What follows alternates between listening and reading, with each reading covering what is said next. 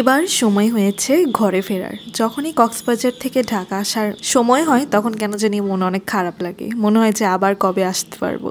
আমরা যারা ঢাকা থাকি তাদের জন্য একটা বড় ধরনের রিলিফ কিন্তু কক্সবাজার, কারণ ওইখানে যে আমরা একটু হলেও রিল্যাক্স হতে পারি, একটু মাইন্ডটা ফ্রেশ করতে পারি।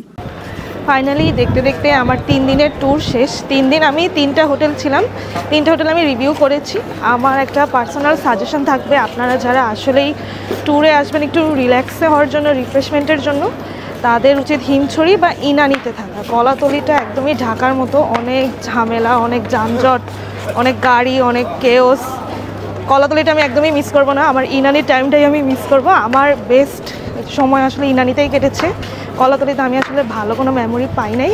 আর এখন আমি ঢাকা ব্যাক করব ট্রেনে, এই প্রথম ট্রেন জার্নি আমার। ফাইনালি ট্রেনে উঠে বসে আছি এখন। ট্রেনটার নাম হলো কক্সবাজার এক্সপ্রেস অ্যান্ড এখন বাজে 12:30। 12:30টায় ট্রেন ছাড়ার কথা, এখনও ট্রেন ছাড়েনি। দেখি এই ট্রেন জার্নিটা কেমন হয়। ট্রেনে যে খাবার পাওয়া যায় আমি জানতাম না। এখান থেকে আমি চিকেন বিরিয়ানি নিয়ে আসলাম। চিকেন বিরিয়ানিও নিয়েছি মাত্র এখান থেকে। আমি অলরেডি এক্সট্রা করে শালিক থেকেও কিনে আনছিলাম খাবার, ভাবছিলাম ট্রেনে বসে খাবো। যদি জানতাম যে এখানে চিকেন বিরিয়ানি পাওয়া যায় তাহলে আর কিনতাম না। এটার প্রাইস হয়েছে 170 টাকা।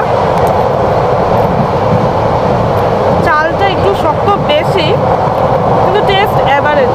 আর এই খাবারটা আমি শালিক থেকে কিনে আনছিলাম যে ট্রেনে বসে খাবো। ট্রেনে আসলে প্রচণ্ড ধুলা উঠতেছে মাঝে মাঝে, যে এই প্যাকেটটার উপর একদম ধুলা পড়ে গেছে। এটা হলো বিফ পোলাও আনছি, এটার প্রাইস পড়ছে 440 টাকার মতো। টেস্ট বেশ ভালো, বেশ ভালো। আর পোলাওটা থেকে অনেক সুন্দর ঘ্রাণ আসতেছে, এই জন্য খেতে আরও ভালো লাগতেছে। আর নিচে মনে হয় মাংস আছে বেশ ভালো পরিমাণে, কিন্তু চামচ দিয়ে উড়াইতে পারতেছে না। আর এটাও আমার মনে হয় 2 জন একদম মন ভরে খেতে পারবে, পরিমাণ অনেক। মাংস মনে হয় 4-5 পিসের মতো আসছে।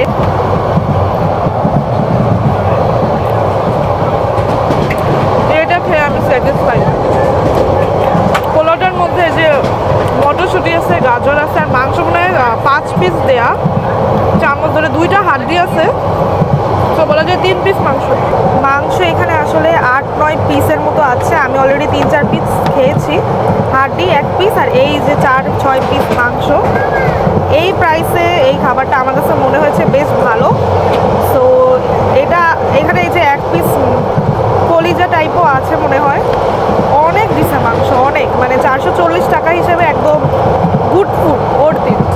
যদিও ট্রেন জার্নিটা নিয়ে আমি অনেক বেশি এক্সাইটেড ছিলাম, কিন্তু আমি একটুও এনজয় করিনি, কারণ এত বেশি ধুলা উঠছিল, মনে হচ্ছিল একটু পরপর ধুলার মধ্যে গোসল করে ফেলতেছি আমি।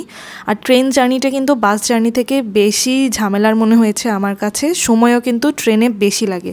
সো এটা হলো আমার রিকমেন্ডেশন থাকবে। বাদবাকি আপনাদের ওপিনিয়ন কিন্তু আপনারা অবশ্যই কমেন্ট সেকশনে জানাবেন।